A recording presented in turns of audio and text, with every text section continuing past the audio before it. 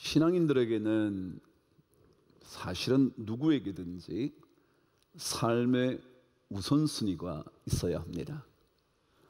우선순위가 분명한 사람일수록 삶은 정돈이 잘 됩니다. 왜냐하면 한 삶의 목표를 중심으로 우리의 삶을 정돈하게 되기 때문에 그렇죠. 그래서 우선순위를 분명하게 하지 않으면 여러 가지가 내 삶의 중요한 주제처럼 생각이 되어서 이것도 해야 되고 저것도 해야 되고, 그러다 보면 내 삶의 에너지가 흩어져 버려서 무엇을 어떻게 해야 할지 모르게 되기가 쉽습니다. 그래서 삶의 우선순위라는 것은 굉장히 중요하죠. 그 삶의 우선순위를 뚜렷하게 할수록 그것을 이루기 위한 여러 가지 조그마한 계획들을 전부 다 거기에 맞추어 가니까 삶이 일사불란하게 되어가는 거죠. 그래서 우선순위를 잘 갖추는 게 중요합니다. 여러분, 세계에서 가장 유명한 자동차 이름을 혹시 아시나요? 현대인가요? 혹시 이런 차 이름 들어보셨나요? 롤스로이스라는, 가장 고급 차의 대명사가 롤스로이스라는 차이라 그럽니다. 물론 가격이 어떤 차가 더 비싸기도 하고요, 다른 차 이름을 가진 그런 차들이 비쌀 수도 있지만, 그래도 자동차의 최고의 명성을 지니고 있는 차가 롤스로이스라는 차입니다. 그런데 이 차를 타면 너무 부드럽다는 거예요. 차가 이렇게 미끄러지듯이 이렇게 쫙 가는데 저도 한 번도 못 타봤어요. 그런데 요즘 점점 더 자동차가 전기 자동차로 바뀌어 갑니다. 그렇죠? 그래서 내연기관, 엔진을 돌려가지고 자동차로 움직이는 차들이 점점 더 전기로 가게 되는 차로 바뀌어 갑니다. 이게 전기차의 특징은요, 여러 가지겠지만 제로백이라는 게 있습니다. 제로백은 멈추어 섰다가 100m까지 속도를 냈을 때 얼마나 빨리 가냐, 그게 제로백이라는 단어인데요, 그러니까 제로에서 100까지 간단 말이죠. 그런 뜻이겠죠.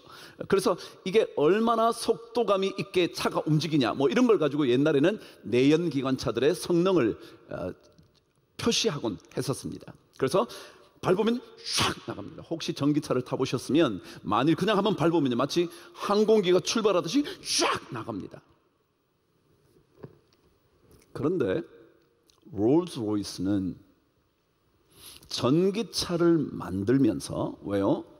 전체 자동차 추세가 그렇게 가니까 자기들도 마침내 내연기관과 함께 전기로 된 엔진 자동차를 개발해서 만들기 시작했는데, 이 롤스로이스는 아무리 전기차를 만들어도 우리는 처음에 출발할 때 부드럽게 출발하는 이것 절대로 놓치지 않겠다. 그러면서 이렇게 말했습니다. 첫 번째가 롤스로이스가 첫 번째다. 롤스로이스 first.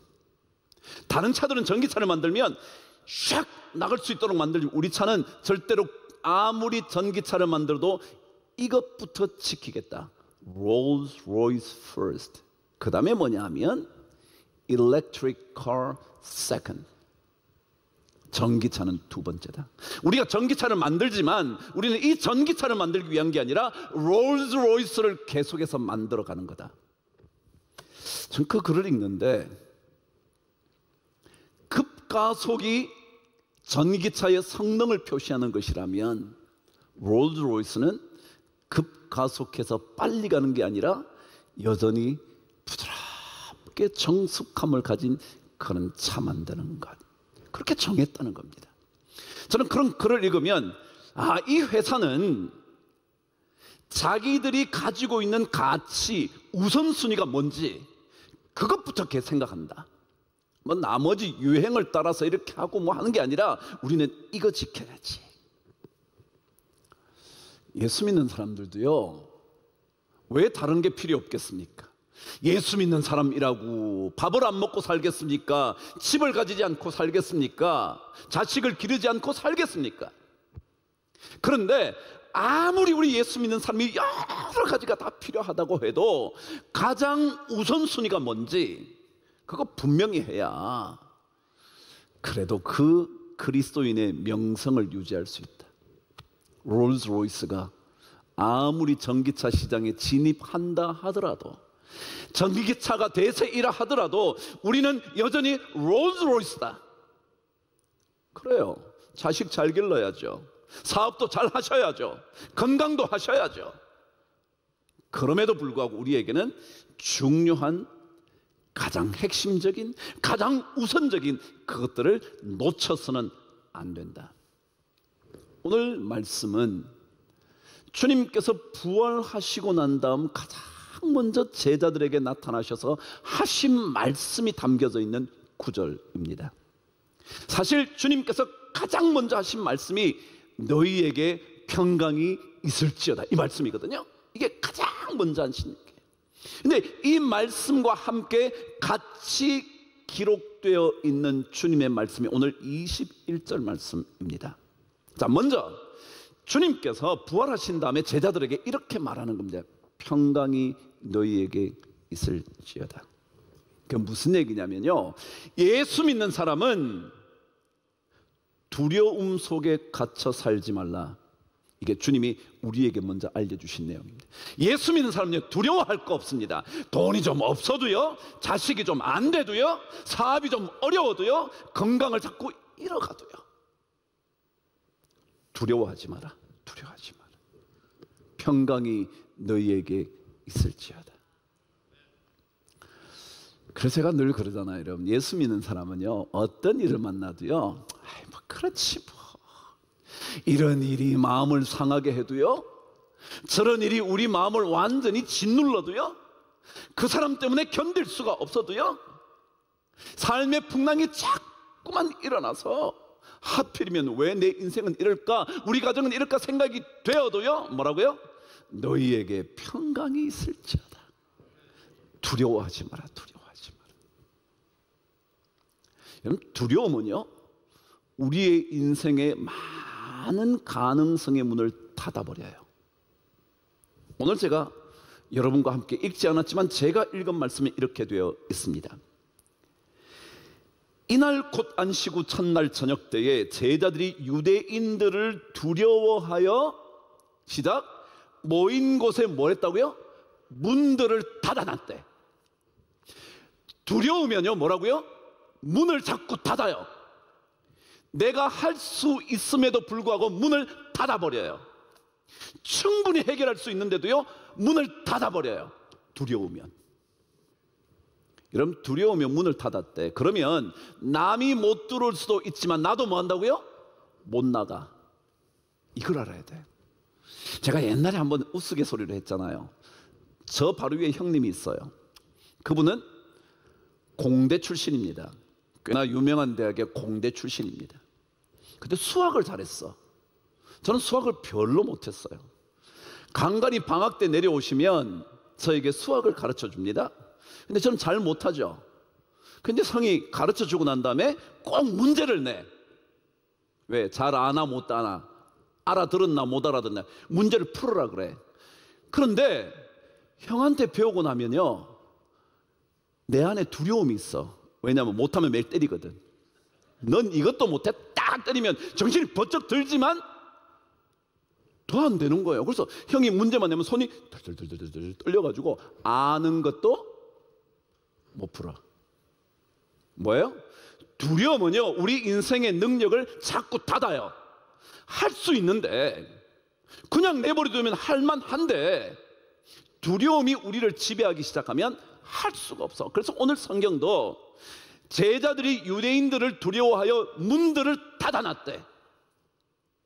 근데 주님이 그 문을 통과해서 들어와서 너희에게 평강이 있을지어다. 두려워하지 말라. 두려워하는 순간 우리는 시도조차 하지 않고요, 두려워하는 순간 우리의 능력이 축소되고요, 할 수 있는 것조차 할 수 없는 존재가 되어 버려요. 그래서 주님께서 부활한 나의 능력을 믿고 두려움에서 벗어나라. 이게요, 우리 신앙인들에게 중요해요. 여러분, 어떤 일이 있어도요, 부활을 하신, 죽음에서 살아나신 주님의 능력을 바라보고요, 두려움에서 벗어나야 돼. 두려워하지. 그건 다 세상살이가 그런 거 아니에요, 여러분? 뭘 그렇게 염려한다고 정말 주님 말씀대로 키를 한 자나 더하게 할 수 있느냐? 머리털까지 다 세신 바 되었으니 뭘 걱정하냐? 주님께서 두려워하는 그 제자들의 문을 뚫고 들어오셔가지고요, 너희에게 평강이 있을지어다. 그런 거예요. 이게 그리스도인들의 삶의 형태예요. 근데 이 두려움을 없이 하신 주님의 목표가 있어요. 그게 우선순위예요. 왜 우리에게 두려워하지 마라, 평강이 너희에게 있을지다 그러시나, 오늘 말씀은 21절 중요한 내용 한 가지를 들려줍니다. 읽으실까요? 시작. 예수께서 또 이르시되 너희에게 평강이 있을지어다. 아버지께서 나를 보내신 것 같이 나도 너희를 보내노라. 그게 뭐냐면, 오늘 설교 제목이 그곳으로 보냄받은 인생이라 그랬습니다. 제가 주님께서 우리에게 우선순위 하나 던져주신 겁니다. 내가 너 보낸다. 너 보낸다. 다시 말하면 우리는 보냄을 받은 인생으로 살아야 한다는 거예요. 그곳이라고 제가 말한 이유는요, 그곳이 어딘지 모르지만 여러분의 발길이 닿는 그곳으로 여러분은 전부 다 보냄을 받은 겁니다. 그냥 간 게 아닙니다. 제가 자주 그러잖아요. 여러분이 어쩌다가 그 가정의 아버지로 간 게 아닙니다. 남편으로 간 게 아닙니다. 그곳으로 주님께서 우리를 뭐 하셨다? 보내셨다. 제가 이 수많은 교회 중에 한 교회 담임 목사님이에요. 여러분, 왜 여기 오셨어요? 교회 건물이 커서요? 혹시 어떤 사람들이 황 목사 설교가 괜찮다니까? 아니요, 여러분. 중요한 것은요, 주님께서 여러분을 그 자리, 이 자리, 이곳에 보내셨기 때문에 온 거예요. 이 사명이 굉장히 중요해요. 여러분, 저의 설교가 괜찮다, 교회가, 이런 사람들은요, 왔다가 설교가 그날따라 은혜가 안 되면 가. 제 말 틀린 거 없어요. 어쩌다가 자기에게 은혜가 안 됐어, 어쩌다가 자기를 마치 공격하는 것 같아. 그러면요, 그 교회에 갑자기 정이 쭉 떨어져요. 빈말이 아닙니다. 교회 건물이요? 이건 별거겠어요, 여러분. 처음에는 웅장하게 좋아 보이다가요, 나중에는 이래갖고 뭐예요? 신앙생활은 주님께서 여기에 보내셨다. 그런데 이 보냈다라는 낱말에는요, 중요한 의미가 있습니다. 보냈다는 단어를 찾아보시면 어떤 의미를 담고 있네? 반드시 보낸 자가 부여한 임무가 있다. 그럴 때 그 보냈다라고 말합니다. 다시 한번요. 보낸 자가, 보내신 누군가가, 보내신 주님이, 우리를 보내신 하나님께서 부여한 임무가 있다는 거예요. 임무. 그것 때문에 오는 거예요, 여러분. 그냥 오는 게 아니에요. 그냥 발걸음이 닿아서 어쩌다 정처 없이 걷다가 여기 온 게 아니고요, 하나님께서 어떤 우리에게 준 임무, 완수해야 할 임무가 있어서 우리에게 보내셨다라는 겁니다. 그 임무가 뭘까요? 그 임무는요, 예수님께서 부활하신 이후에 승천하시기 전에 제자들에게 너희는 가서 모든 민족으로 제자를 삼아 아버지와 아들의 이름으로 세례를 주고 내가 가르쳐 명령한 것을 다 지키게. 다시 말하면 예수 그리스도 그분을 전하는 거예요. 여러분이 우리에게 오신 것은요, 여러분이 그 가정에 가신 것은요, 여러분께서 그 직장의 직원으로, 사장으로 불림을 받은 것은요, 예수 전하라고. 사업을 하다가 어려워도요, 예수 전하라고. 자식들에게 예수 전하라고 여러분이 지금 장로되고 권사되고 집사된 거예요. 다른 생각이 아니에요, 여러분. 다른 생각이 아니에요. 돼서 안 돼서 어쩌고 저쩌고 그게 문제가 아니에요. 진짜 중요한 것은 나를 통해서 예수를 전하는 거예요. 이게 부과된 임무예요. 왜요? 주님께서 그 명령하고 떠나셨으니까. 그럼 직장에서요, 일 열심히 하는 이유는요, 승진하고 월급을 올려받으려고 하는 게 아니고요. 주님을 전하려고요. 주님을 보여주려고요. 주님의 향기를 맡게 해 주려고요. 그것 때문에 주님은 우리를 그곳에 보내셨어요. 가정이요?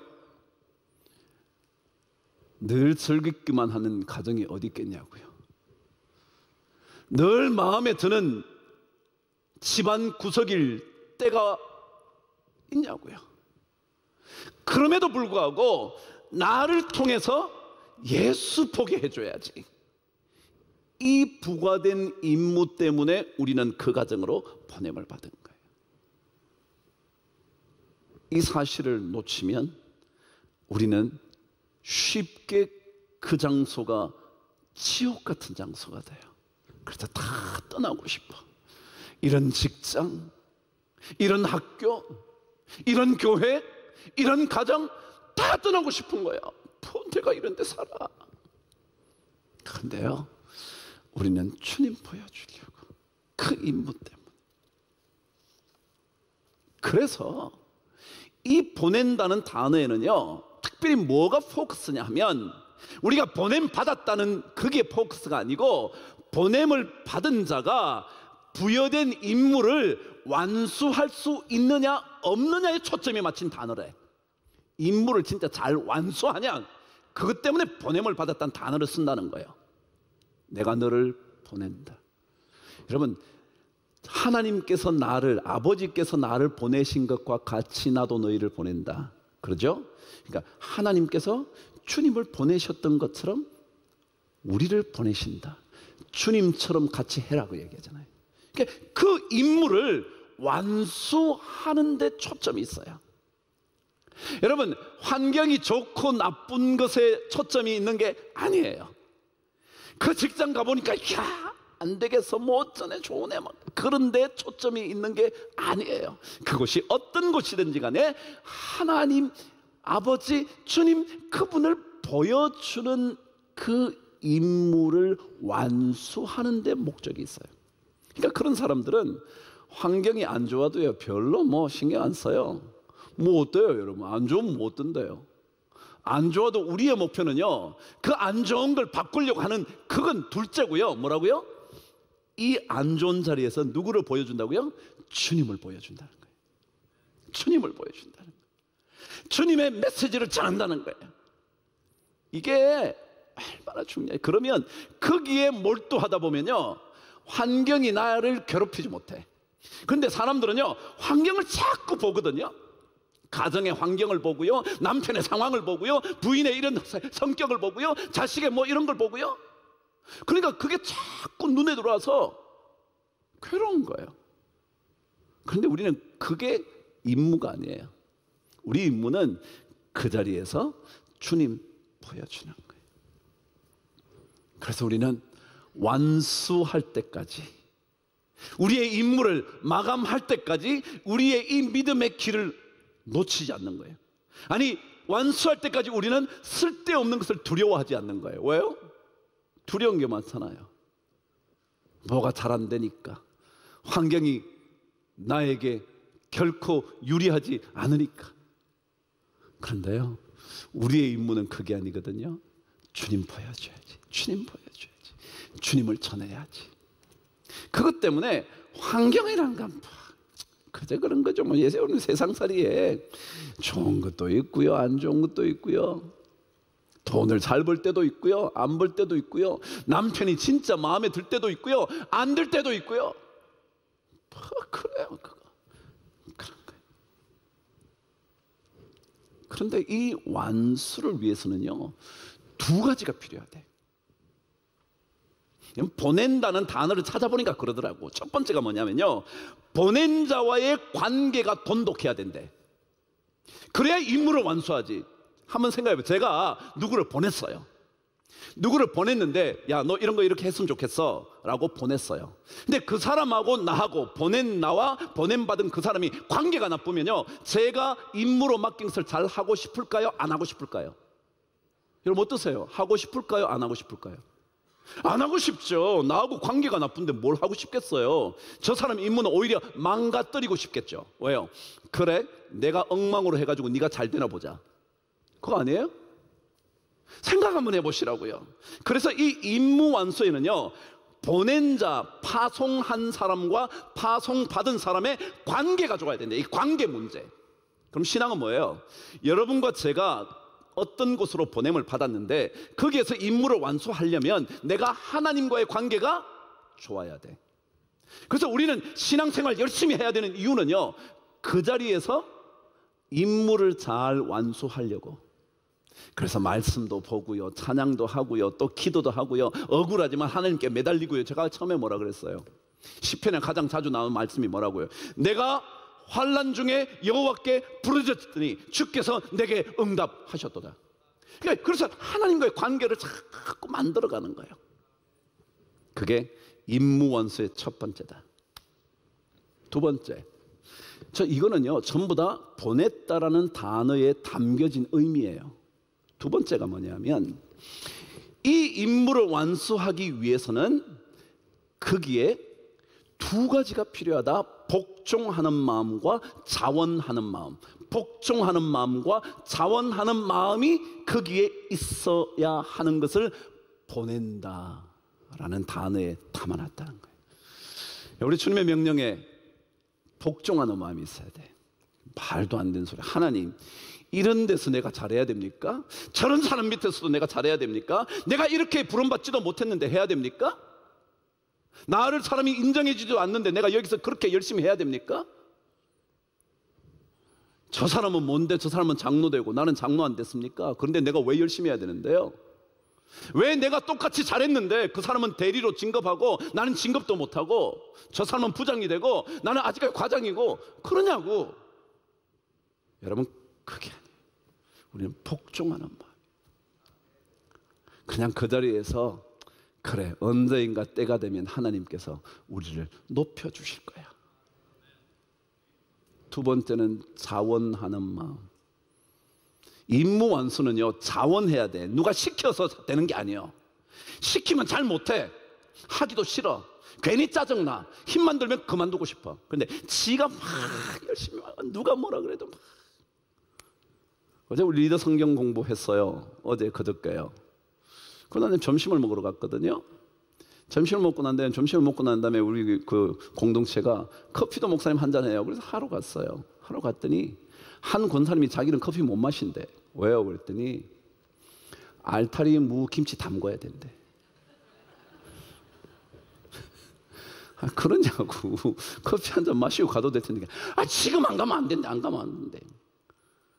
여러분, 자기도 커피 마시고 싶지 안 마시고 싶겠어요? 그래도 자기는 자기가 그걸 해야 되는 거예요. 자원하는 심령이 있는 거예요. 자원하는 심령. 누가 너 지금 커피 마시지 말고 너 지금 알타리 김치 담궈. 그러면요, 싫어. 왜요? 니는 커피 마시는데 왜 나보고는 김치 담그래? 그러잖아. 근데 자원하는 마음이 있으면요, 그거 뭐 남들이 뭐 커피를 마시든 뭐 차를 마시든 자기는 김치 담그는 게 좋은 거예요. 막 담그면서 막 이 알타리 진짜 토실토실하게 생겼다 막. 여러분, 우리요 신앙생활은 우선순위 중요해요. 이거 잘 만들어 놓으면요 괜찮아. 그리고 주님 말씀 믿어보세요. 여러분, 너희에게 뭐가 있을지어다? 평강이 있을지어다. 그럼 너희는 뭐라 그러셔야 되냐면 아멘 그래야 돼. 근데 평강이 있을지어다. 주님이 인생을 살아봤나? 이렇게 복잡한 인생을 살아봤나? 농경시대 살아가지고 뭐 알긴 아나? 아니요. 여러분, 주님은요 우리에게 두려움 다 없애고 부활한 나의 능력을 믿고 한번 와봐. 여러분, 그 은혜가 우리 모든 성도들에게 넘치게 되기를 주의 이름으로 축복합니다.